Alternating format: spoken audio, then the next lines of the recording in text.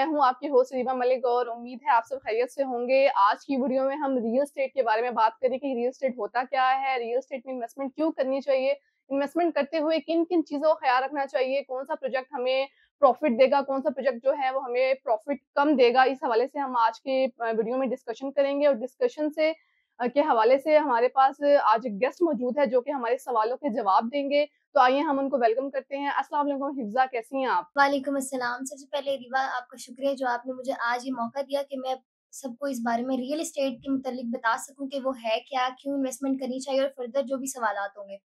तो बहुत शुक्रिया आपका। दूसरा ये कि आप बताएँ आप कैसी हैं? मैं भी ठीक-ठाक। मैम फ़र्स्ट ऑफ़ ऑल हमें ये बताएँ कि रियल एस्टेट होता क्या है? मोस्टली लोगों को इस बारे में नॉलेज नहीं होता कि रियल एस्टेट में वो इन्वेस्टमेंट करने के बारे में सोचते तो हैं, लेकिन बेसिक चीज़ों का उनको नॉलेज नहीं होता। तो मुझे ये बताएँ कि रियल एस्टेट होता क्या है? रियल एस्टेट असल में एक लैंड होती है, बिल्डिंग होती है, इस तरह से रियल एस्टेट सिर्फ़ एक नाम है। उसके पीछे बहुत सारी चीज़ें हैं, जैसे कि हम रियल एस्टेट की अगर बात करते हैं, तो वो आपकी एक ऐसी लैंड होती है या बिल्डिंग होती है, ठीक है? जो आप जिसके ओनर होते हैं।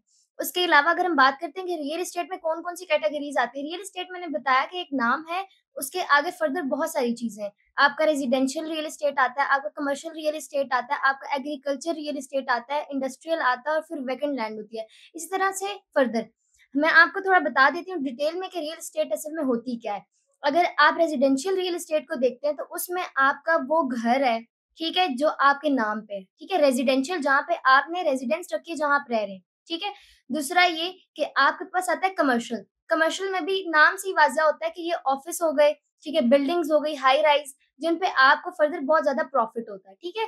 जिसमें आप इन्वेस्ट कर रहे हैं तो आपको ये हो कि ऑफ़िस है, शॉप है, बिल्डिंग है, फर्दर कमर्शियल एरिया है सारा। ठीक है? उसके बाद अगर हम बात करते हैं कि इंडस्ट्रियल, तो इंडस्ट्रियल में आपको भी पता है कि फार्म हाउसेज़, वेयर हाउसेज़ और ये सारी चीज़ें आती हैं। फिर अगर एग्रीकल्चर की बात करते हैं तो उसमें आपका ऑर्चर्ड और रेंचर्स, फार्म लैंड इस तरह की चीज़ें आती हैं। ठीक है? रियल एस्टेट की फर्दर बहुत सारी टाइप्स हैं। आप अगर रियल एस्टेट को समझने बैठते हैं तो आप बहुत ज़्यादा डीप डाउन जाते हैं। तो आपको समझ में आती है कि रियल एस्टेट असल में है क्या? फिर हमारे पास ये सारी तो वो लैंड्स हैं जिन पे हम काम करके आते हैं और हमारे पास आती हैं। ठीक है? वेकेंट लैंड वो होती है जो आपकी एक प्रॉपर लैंड होती है, उसको आप बहुत सारे पर्पस के लिए यूज़ कर सकते हैं। यानी आप उसको रेज़िडेंस में भी यूज़ कर सकते हैं, कमर्शियल में भी यूज़ कर सकते हैं, एग्रीकल्चर के लिए भी और इंडस्ट्रियल के लिए भी। तो आपका रियल एस्टेट असल में एक नाम है, उसके आगे फर्दर बहुत सारी टाइप्स हैं। ठीक है मैम, ये चीज़ें तो हमें क्लियर हो गई हैं। उसके साथ-साथ आपसे एक और सवाल करती चलूँ कि हमें ये बताएँ कि कमर्शियल में और रेज़िडेंशियल में इन्वेस्टमेंट करते हुए क्या-क्या नुकसान होते हैं और क्या-क्या फ़ायदे होते हैं हमें? हाँ, रियल एस्टेट ना असल में ऐसा है कि उसमें आपको कभी भी नुकसान नहीं होता। यानी हमेशा ये होता है कि आपका एक टाइम पीरियड होता है कि कब आपने चीज़ को बाय करना है और कब आपने चीज़ को सेल करना है, ठीक है? आपको पता ही होगा कि हमेशा ऐसा होता है लो रिस्क, लो रिवॉर्ड, हाई रिस्क और हाई रिवॉर्ड।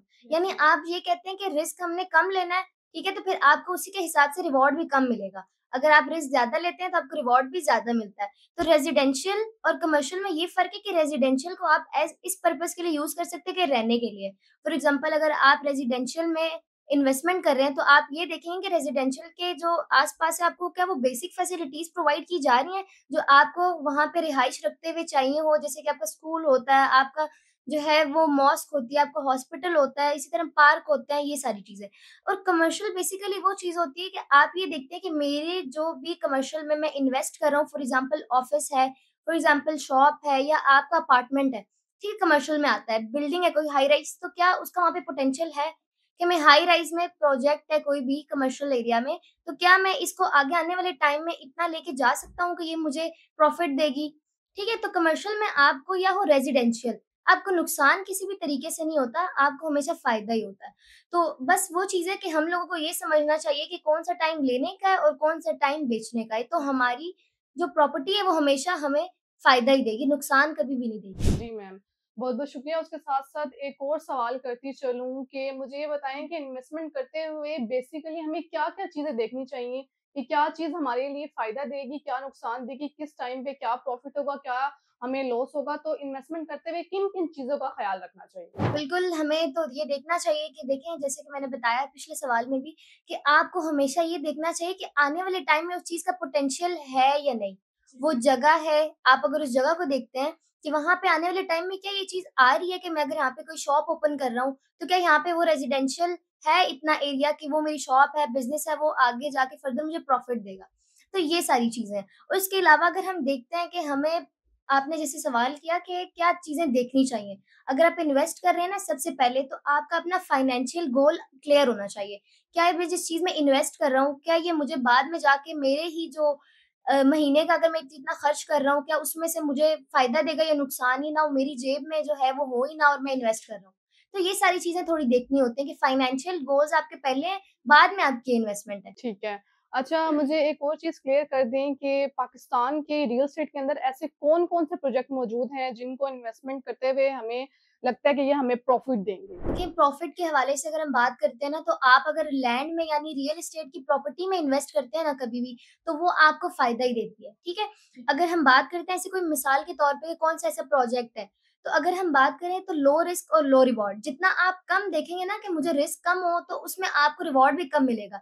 यानी वो एरिया अगर डेवलप्ड हो चुका है, तो उसके रेट्स, ठीक है, उसकी लोकेशन, वो हर चीज़ मैटर करेगी, ठीक है? तो अगर आप इस चीज़ को लेके जाते हैं तो आपको देखना होगा जैसे कि हमारा यहाँ इस्लामाबाद में पार्क व्यू सिटी के नाम से एक बहुत मशहूर जो है वो सोसाइटी ओपन हुई है जिसमें आपको दुबई की तरह देखने को मिलता है। डाउनटाउन कमर्शियल है, आपका डांसिंग फाउंटेन्स है, बहुत प्यारा है, ठीक है? उसी हवाले से देखें फिर लोगों को वहाँ पे पैसे ज़्यादा देने पड़ते हैं, वहाँ पे इन्वेस्ट करने के लिए पैसा ज़्यादा लगाना पड़ता है, यानी रिस्क नहीं है उसमें, लेकिन फिर फर्दर उनको प्रॉफिट भी कम होता है उस लिहाज से, ठीक है? तो उसके अगर हम ये देखें कि हमें प्रॉफिट कहाँ ज़्यादा होता है, तो वो ये होता है कि अंडर डेवलप्ड जो हमारा प्रोजेक्ट होता है, हमें हमेशा उसमें करनी चाहिए।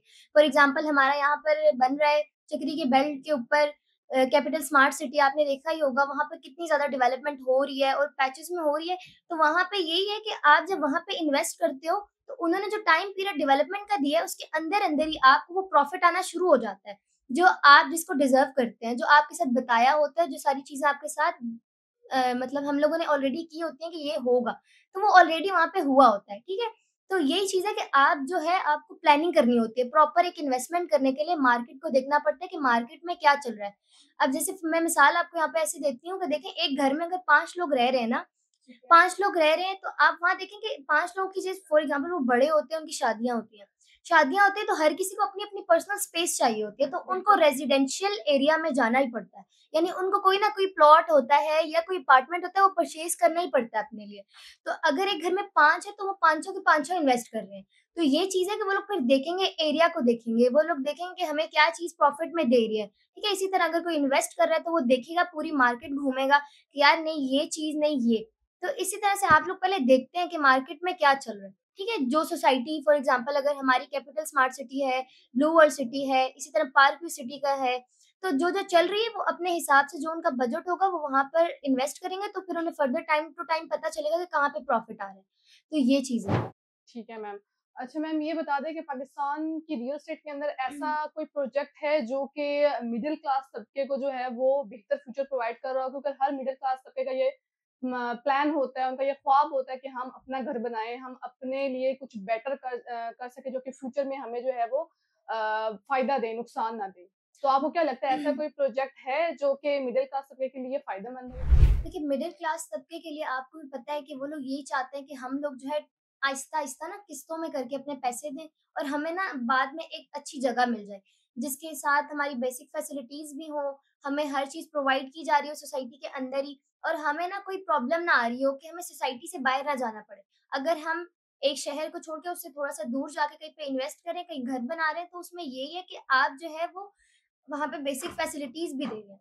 तो ऐसा ही है सारा कि अगर आप इस चीज़ को लेके चलते हैं, तो आप यही देखते हैं कि लोकेशन अच्छी हो उस जगह की, प्रोजेक्ट मैटर नहीं करता कि वो कौन-सा है, बल्कि ये मैटर करता है कि आपकी उसकी लोकेशन कैसी है, उसकी डेवलपमेंट कितनी हो चुकी है जब से वो लॉन्च हुआ है, फिर उसके बाद जो है उसके डेवलपर्स की इतनी क्रेडिबिलिटी है कि वो इस चीज़ को आगे लेकर जा सकते हैं या बीच में छोड़ के भाग जाएँगे। आपको पता होगा काफ़ी सारी ऐसी सोसाइटीज़ आती हैं जो कुछ टाइम में लोगों के पैसों को बाउंड करती हैं और फिर वो लोग छोड़ के चले जाते हैं। और बिल्कुल। लोग यही कहते हैं कि हमारे साथ फ्रॉड हो गया, हमारे साथ ये हो गया, उसके पीछे रीज़न होती है।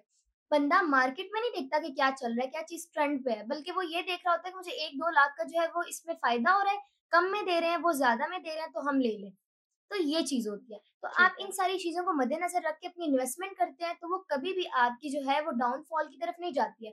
वो हमेशा आपकी अपलिफ्ट होती है। आपको प्रॉफ़िट होता है, आपकी लैंड की वर्थ बढ़ती है और इसी तरीके से फर्दर मूव